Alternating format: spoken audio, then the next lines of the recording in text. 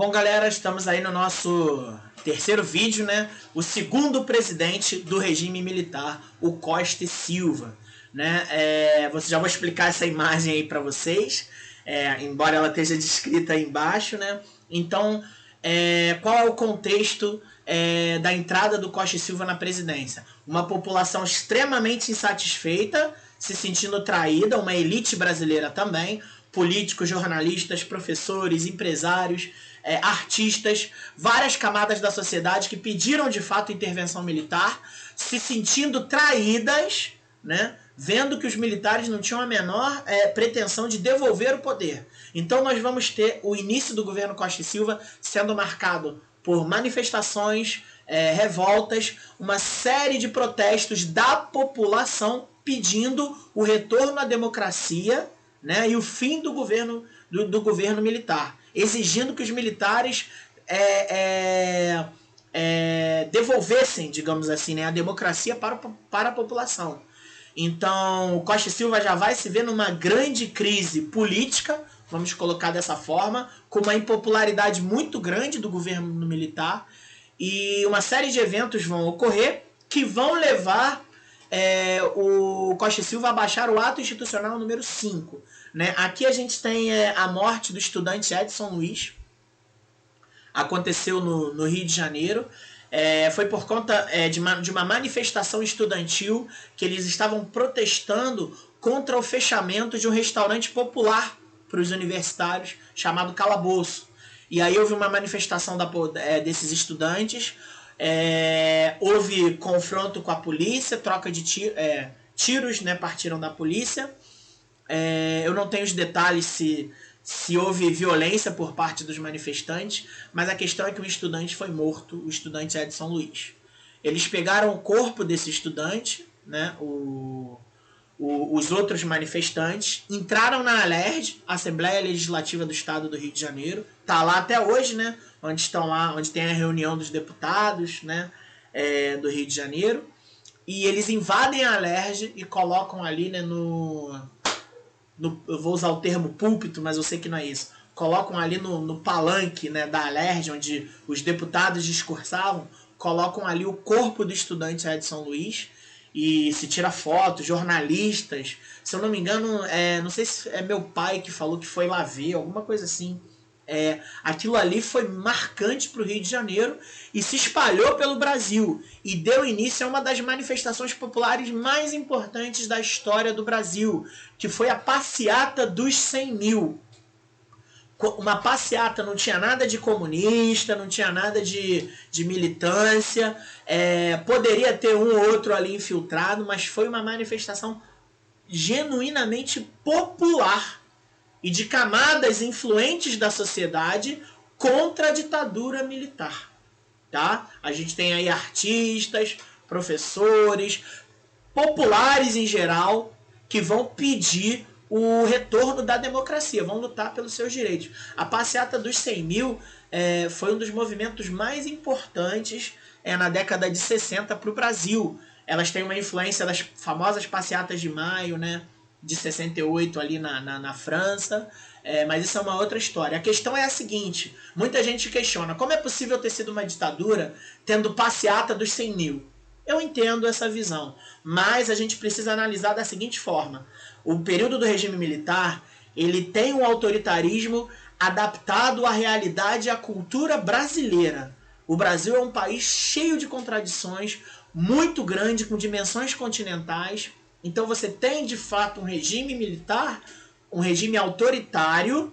Pode não ser... muita gente fala, numa ditadura clássica isso nunca aconteceria, uma passeata dos 100 mil. Verdade, mas a gente precisa entender que o autoritarismo ele vai se moldando de acordo com a cultura, de acordo com os costumes, o contexto de cada país. Então não dá para você negar que, de fato, alguns usam até a expressão, né, foi uma ditadura tupiniquim, ou uma ditabranda, uma ditadura leve. Foi um período autoritário, não dá para negar isso. Tanto que a resposta à passeata dos 100 mil é o ato institucional número 5, que a gente vai falar mais à frente. Obviamente, deixa eu voltar que isso é importante, você vê uma linha do tempo. No dia 26 de junho de 1968, com a passeata dos 100 mil, que se espalha, outras manifestações seguem a passeata em diversos lugares do Brasil, né? A manifestação começou ali no Rio de Janeiro, a passeata dos 100 mil foi no Rio de Janeiro, né? O que acontece? O governo vai ser literalmente jogado, literalmente não, né? Figurativamente jogado contra a parede. Qual é a resposta de um governo autoritário? Responder violência com violência. E tem uma figura importantíssima que lamentavelmente foi esquecida da história. O deputado Márcio Moreira Alves. Esse deputado, ele teve muita coragem. No dia 2 de setembro de 68, alguns meses após a passeata dos 100 mil, ele vai até a tribuna, né, vai até o Congresso e ele discursa claramente contra os militares, né? Ele manda a população não comemorar o 7 de setembro, que era usado como propaganda pró-governo militar.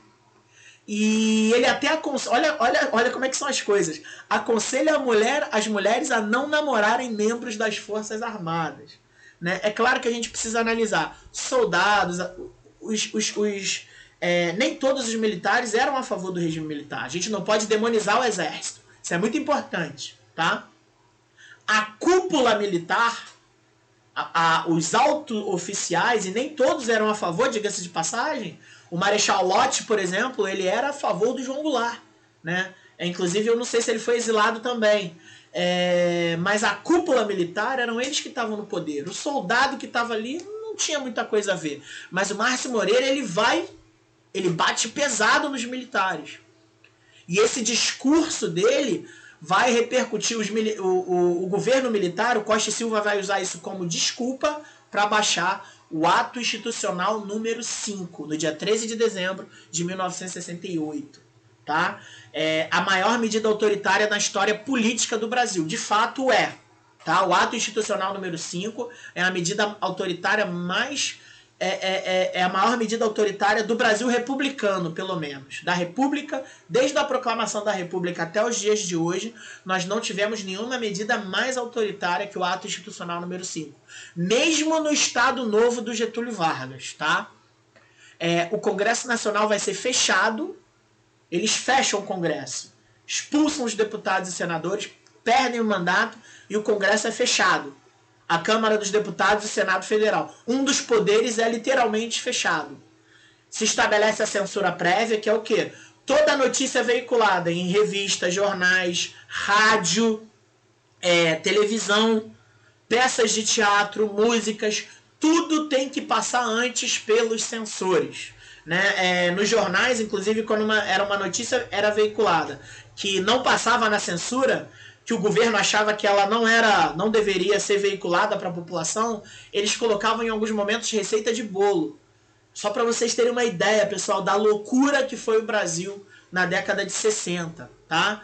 O fim do direito ao habeas corpus, a gente já falou sobre isso, né? O habeas corpus era aqueles direitos que uma pessoa tem, até quando ela é presa, né? O direito dela não ser violada, ela tem direito a um advogado, tem direito a um telefonema, ela pode receber visita.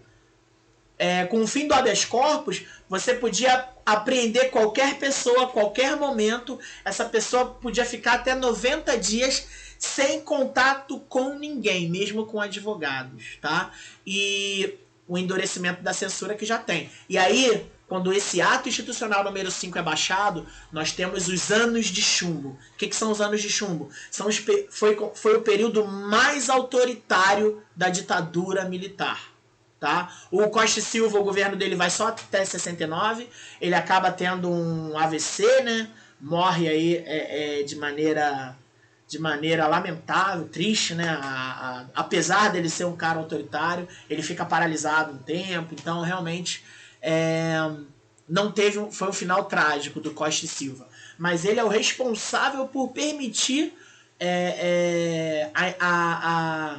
por permitir que o ato institucional número 5 seja implantado no Brasil. Né? Então a gente tem a reunião, eu vou tentar colocar um vídeo onde a gente tem o áudio da reunião do ato institucional número 5. Isso é muito interessante, eu vou tentar colocar para vocês. Só para vocês terem uma ideia, aqui algumas coisas que nós não poderíamos fazer se o ato institucional número 5 tivesse em vigor hoje. Redes sociais, ué. Ih, deu problema aqui, pessoal. Depois eu mostro pra vocês de novo no próximo vídeo, que eu tive um pequeno problema aqui na conexão. Ah, voltou, pera aí. Desculpem, galera. Aqui é ao vivo, não tem essa não. Vou botar o vídeo desse jeito mesmo, tá? Então, o uso das redes sociais, nem pensar. Andar em grupo pelas ruas, ter acesso a qualquer conteúdo da internet, participar de protestos, ter um blog, cantar e ouvir músicas com conteúdo político, fazer greve, falar mal do presidente da república, organizar reuniões e festas, usar camisa com a foto de Che Guevara. Nada disso, você concordando ou não, nenhuma dessas práticas poderia ser implementada se a gente tivesse o AI-5 hoje. Obviamente, naquela época não existia internet, entre outras coisas, né? Então, só pra gente entender como esse período de autoritarismo ele marca a população brasileira. E marca porque a gente vai ver no próximo governo que esse auge do autoritarismo também vai ser marcado por um período de prosperidade econômica. A gente vai falar sobre isso, né, quando chegarmos ao governo Médici, que é o milagre econômico, mas isso fica para o próximo vídeo. Até daqui a pouco, pessoal.